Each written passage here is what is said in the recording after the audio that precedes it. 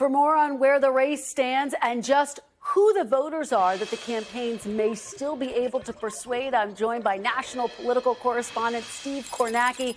Steve, this race is incredibly tight in the home stretch.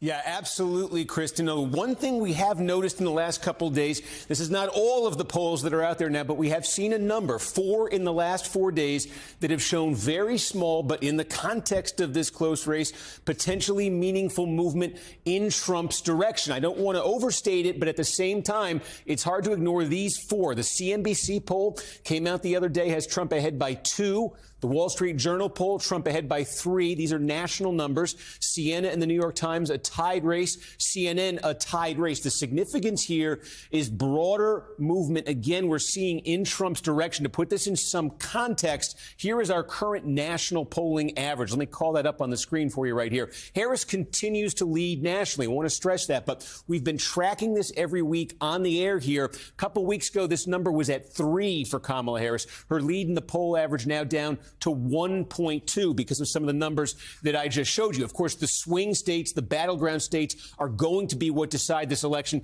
And look how close those are. We see 1.2 nationally. Just about all these swing states are even tighter than that. So Trump certainly a little improvement nationally, but where the race is decided, absolutely razor thin. But what is happening nationally? Well, we can show you from the CNBC poll. They picked up on something that our own NBC poll was suggesting recently, and that is a shift in the image of Kamala Harris. You can see right now in the CNBC poll, 42 positive, 48 negative, higher negative than positive. That's where Trump is too, largely 39, 49. The significance is about a month ago when we were polling this, Harris had a higher positive than negative. In our poll, in the CNBC poll, in other polls out there right now, you see Harris now with that negative going back above that positive rating. That said, tons of uncertainty and volatility remain in this race. Check this out. We can show you this morning also from that CNBC poll, looking at this question of persuadable voters, defining them this way.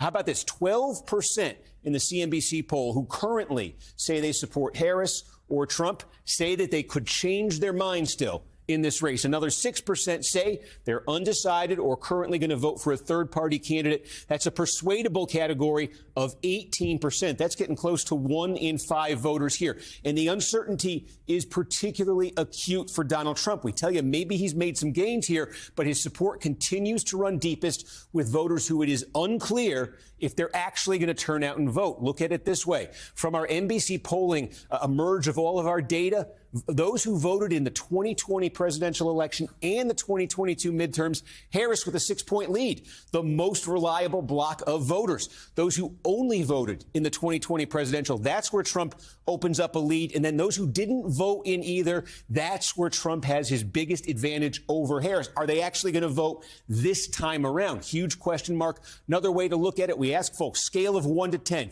your interest in this election. Again, look at this. Those who rate it the highest, 9 or 10, races tied, 7 or 8, pretty high. Harris is ahead. Here's where Trump cleans up. Those who say 1 to 6. So again, Trump relying on a coalition that, if they turn out, could be powerful for him, Kristen, but that's a big if.